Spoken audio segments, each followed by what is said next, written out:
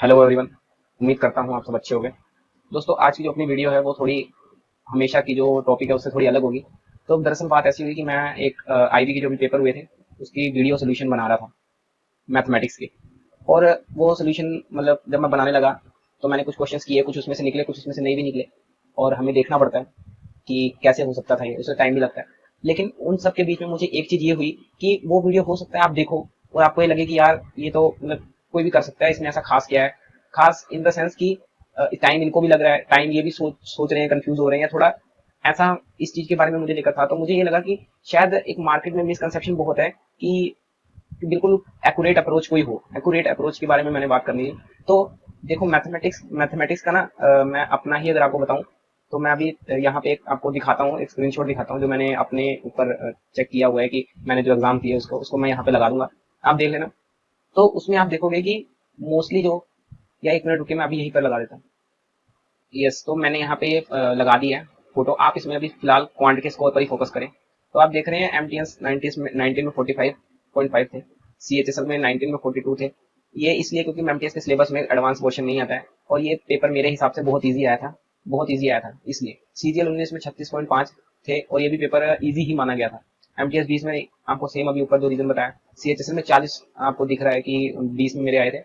और सीजीएल 20 में उस समय कुछ थे, देखो आप 16 नंबर आए हैं। और उसके बाद आप देख सकते हो कि सिलेक्शन पोस्ट जो हाईएस्ट कैंडिडेट लेवल है उसमें 36 है, बाकी सब में 45 की रेंज में।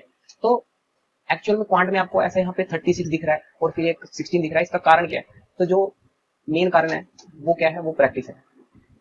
मैं पहले भी बोल चुका हूँ कि जितने भी वनडे एग्जाम है जिसमें एमसीक्यू फॉर्मेट में आ रहा है, यूपीएससी सीएससी को छोड़ दो, वो एक एक्सेप्शन है। बाकी जितने भी हमारे वनडे एग्जाम है जिसमें एमसीक्यूज फॉर्मेट में पेपर आ रहा है उसमें आपको प्रैक्टिस प्रैक्टिस और बस प्रैक्टिस पे ही ध्यान देना है, इसके अलावा कुछ नहीं। लेकिन होता क्या है, जब हम नया शुरुआत करते हैं, जब फील्ड में नए होते हैं, स्ट्रेटजी वीडियो देखते हैं लेकिन इम्प्लीमेंटेशन नहीं कर पाते हैं। देखो कंसेप्ट का ब्रॉडली क्या करोगे, आप बहुत अच्छे हो शुरू से, आपको क्वांट अच्छे रहे हो, बुक उठाओगे उससे कर लोगे। थोड़े वीक रहे कोई टीचर ऑप्ट कर लोगे, दो ऑप्शन आपके पास है। अब टीचर ने या वो बुक ने अपना काम कर दिया, इसके बाद आपके पास ऑप्शन क्या बची है? इसके बाद आपके पास ऑप्शन ही बची है सिर्फ प्रैक्टिस। जितनी प्रैक्टिस आप करोगे उतने ज्यादा आप सक्सीड हो जाओगे एमसीक्यूज फॉर्मेट में। जितनी आप प्रैक्टिस करोगे उतने ही आप ऊपर चले जाते होगे। ये 16 नंबर जो आप देख रहे हैं, इस वक्त मैं किसी जॉब में वर्किंग था, उस समय मैंने बिल्कुल ही मैथ छोड़ दिया था। तो एक्चुअली होता क्या है कि मैथ का डर ही इतना काफी है। अगर आपने कुछ दिन मैथ छोड़ा हो ना तो, और आप बिल्कुल मैथ के ऊपर ध्यान ना दे रहे हो, तो आपको क्वेश्चन, आपको आता हुआ क्वेश्चन आप वहाँ छोड़ाएंगे, ये मेरी गारंटी है।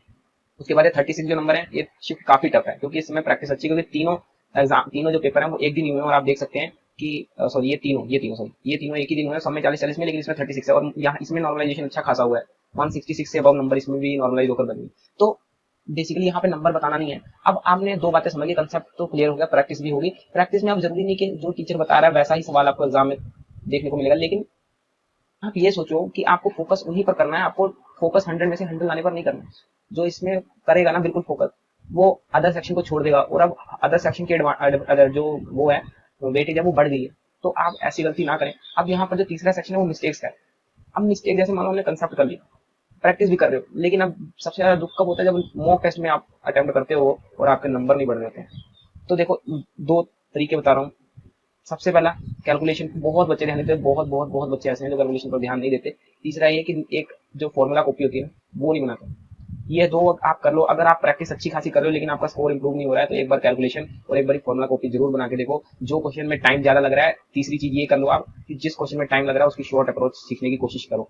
ये तीन काम आप कर लो, आपका कभी भी मैथ में, कभी भी छोड़ो, आपने कौन सा पूरी जिंदगी तैयारी करनी है, आप सिर्फ इतना ही तीन चीज कर लो, आपका जो स्कोर है वो इनहेंस हो जाएगा। और प्रैक्टिस का कोई अल्टरनेटिव नहीं है। चाहे यूट्यूब पे आप 10 वीडियो सर्च मार लो कि हाउ टू स्कोर मैक्सिमाइज, जब तक आप इम्प्लीमेंटेशन नहीं करोगे आपका नंबर नहीं बढ़ेगा, ये गारंटी है। और प्रैक्टिस आपको करती जानी है। मैं भी जब शुरू में था तो मुझे भी यही, मैं भी ऐसे वीडियो सर्च मारता था कि हाँ यार कैसे नंबर बढ़ेंगे, कैसे नंबर बढ़ेंगे। नंबर सिर्फ बढ़ेंगे एक ही चीज से, वो आपकी प्रैक्टिस, कैलकुलेशन, फॉर्मुला कॉपी और शॉर्ट अप्रोचेस से। जितनी जल्दी हो सके प्रैक्टिस करो, प्रैक्टिस करते रहो। नंबर नहीं बढ़ रहा फिर भी प्रैक्टिस करो, प्रैक्टिस करते रहो। भूल जाओ कि आपको भी मॉक टेस्ट के स्कोर पर ध्यान देना है। टेंशन मत लो, प्रैक्टिस करते जाओ।